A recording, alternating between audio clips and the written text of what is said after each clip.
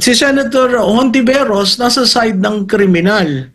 Oo, hindi pa adjudicated by the court, pero nanlaban. Siguro ang challenge na lang kay Senator Hontiveros, ang tagal na rin naman itong advokasya niya. Kung talagang merong kaso, dapat na bailan. Takot sila dahil pinapakitaan ng mga ehemplo na kuminsan tayong nanunood lamang at nag-oobserba, napapailing tayo kasi talagang may mali. Abogado, piskal, si dating Pangulong Digong, mayor, nagpresidente, nag-congressman, nag-vice mayor. Yung sa mga banat niya, ma'am, hinggil sa war on drugs, ano tingin mo, ma'am? Nagiging mabuti bang halimbawa itong si Risa Hontiveros sa mga nagnanais na maging senador come 2025 elections? Well, alam mo, mali kasi ang approach ni Kaayo no? Bakit ko masabing mali? Unang-una, very emotional. Linalagyan niya yung emotions dun sa mga kaso. Oo, may namatay. Oo, may nasugatan. Oo, may nawalaan ng mahal sa buhay. Pero hindi yun ang sum total na nangyari. Uulitin ko, sa lahat ng operasyon, minsan may sumasablay. Walang perfectong operation. At yan, ginawa na. Plinanado yan ng mga pulis. No? Ang pangatlo, makikita mo talaga yung philosophical difference.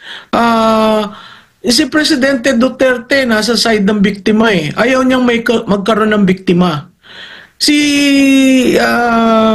Senator Hontiveros, nasa side ng kriminal.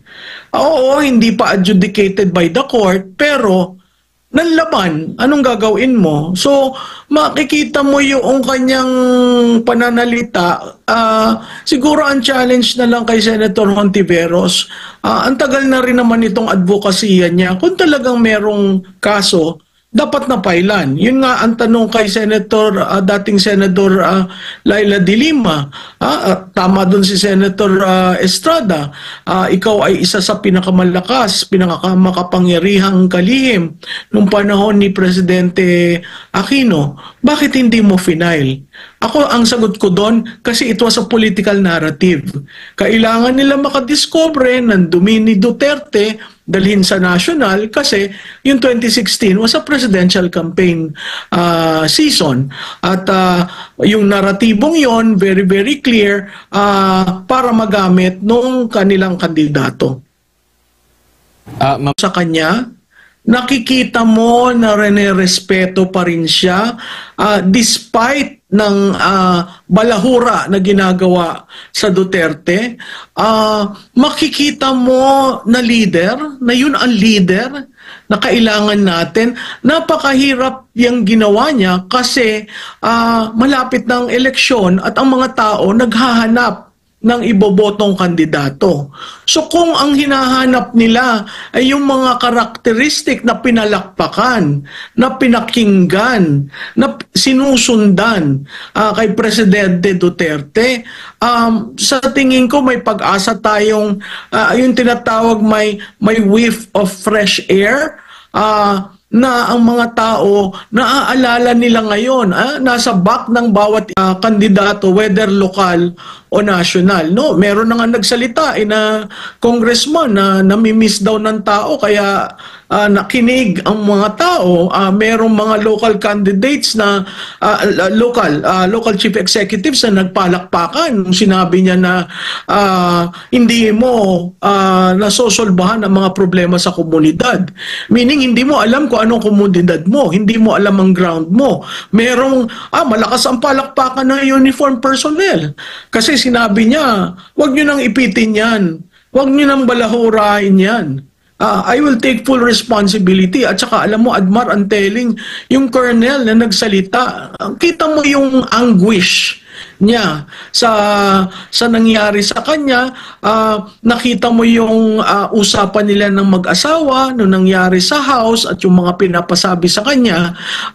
Ako saludo ako doon, no, kasi biro mo ino-offer ka ng magiging general ka, pero ang sabi mo nga okay na ako dito kisa gawin ko yung pinagagawa nyo. Yung mga ganyan, iilan lang eh. Yan, si Sir, no? Iilan lang ang matatapang dito sa administrasyon na ito. Kasi takot. Kasi napakita ng administrasyon na ito, hindi ka susunod, kakasuhan kita. Hindi ka susunod, hahanapin kita. Hindi ka susunod, plantahan kita ng kung ano-ano. Hindi ka susunod, tingnan mo dun sa farm, nagkakagulo. Hindi kayo susunod, lalagyan ko kayo ng kaaway.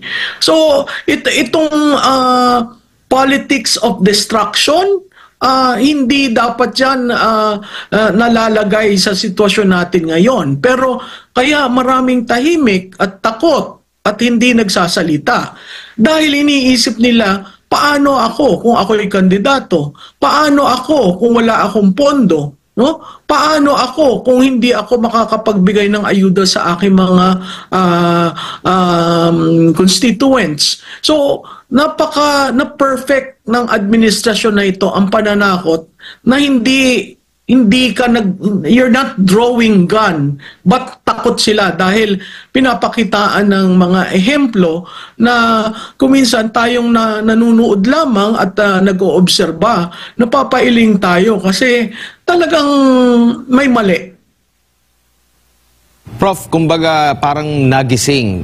May tuturing mo bang silent majority ito mga supporter ng dating Pangulo at medyo maingay lang talaga yung mga kritiko? At nung nagsalita na ang Pangulo at meron ng kumuha sa kanya, kasi kung matatandaan natin, during mga maisog rally, limitado ang nagiging pag-spread noong mismong information, no? Yung kanya mga sinasalita. Pero dito, kumbaga lahat nakatutok, no? Lahat ng media, lahat ng platform, at dito, kumbaga ito yung nagpagising na yung pagbaba sa pwesto ni FPRRD na 8 sa 10 katao, pabor na pabor at mataas yung grado na binigay sa kanya, nananatili po yun, Prof.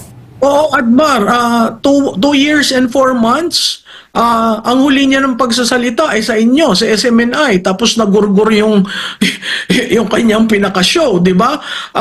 Sa tingin, hindi sa tingin, there is proof na yung mga nanood ay kasamahan dun sa mga grupong nagmamatsyag, naghihintay, nag-aabang. Ang critical doon, sa tingin ko sa show nyo, sinabi ko na maraming galit sa mga nangyayari at maraming galit, maraming yung silent majority na could potentially be a protest vote. So itong pagharap ni dating Pangulong Duterte, yun yung naging mitya na muli pasalamatan nila yung dating Pangulo. Oo nga, no, bakit ba hindi natin ginagawa ito? So yung immediate reaction kasi niyan, kung titingnan mo, nanahimik ako bago ako nag-analyze dun sa aking FB wall, no? Pinakinggan ko yung mga tao at meron kami mga ginawang pamamaraan para malaman, totoo ba yung anger? Potential bang magkaroon ng protest vote? Kasi kung titingnan mo, Admar, parehong Duterte, both sharing the same brand, yung anak na Vice Presidente at ang Pangulong Duterte, nagsalita. Diba? Nagsalita si VP Sara, matindi yung mga sinabi niya.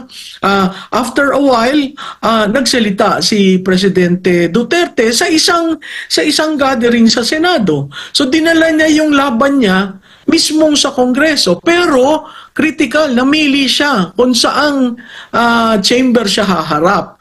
At to a certain degree, yung 9 to 10 hearings ng Quadcom, Oh, isang hearing lang sa Senado. Medyo naging malamya ang mga ginagawa nila sa House of Representatives. So, kung titingnan mo 'yon, at titingnan mo ang nangyayari, napakatahimik ng politika, hindi mo napupuna. Nagtataka nga ako, bakit, magno-November na, bakit walang ingay?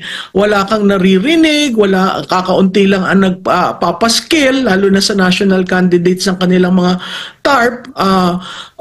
So, ang sense ko, na parehong nag-aaral. Saan ba natin dadalhin itong kampanyang ito? Yung aming third quarter survey, dun sa aming Senate 2025, lumalabas dun ang top endorser ay si Presidente Duterte. And that was taken before he testified in the Senate. So, itong mga nasa administrasyon, oo, nasa inyo ang makinarya, nasa inyo ang pondo, pero tatandaan nyo, ang botante ba ay galit? Ang botante ba ay gusto mag-register ng opposition sa mga nangyayari? Marahil hindi nakamit noong mga maisog ang dapat mobilization na gusto nila. Pero dito sa pagharap ni Presidente Duterte, nakita natin yung impact ng isang pananalita. Isa lamang yung pananalita. So, kailangan mapag-aralan nila kasi yung terrain kung saan magkakaroon ng eleksyon, nagbabago. And anong yung nakikita nyo po, Prof, na dapat matutunan ng mga tumatakbo, lalo na doon sa mga, sa lahat na siguro, mga luma at doon sa mga bago, doon sa kanilang pagsusuyo sa taong bayan? Alam mo, Admar, hindi ka, sa tingin, sa show ba niyo yun? May sinabi ako na 6 ang malakas sa administrasyon that they can win on their own. Pero lumalabas, ang napupulsuan namin, naghahanap ng bagong muka at bagong pangalan sa Senado. Yun, very telling yun. Kasi dun sa yung formula ng administration, kumuha sila yung kayang tumindig sa sarili nilang lakas. Hindi kinakailangan ang endorsement ng Pangulo. Kasi yung endorsement ng Pangulo, ako, naninindigan ako, is melting. So yung lakas na yon, with this event na nangyari sa Senado, sa tingin ko kailangan pag-aralan nila. Everyone is going back to the planning board, kasi ang lumalabas, bagong pangalan, bagong muka. At kung titingnan nyo, yung mga re-electionists will have to do double time kasi hindi ka nakakasigurado na yung galit ng tao will not have an impact on them.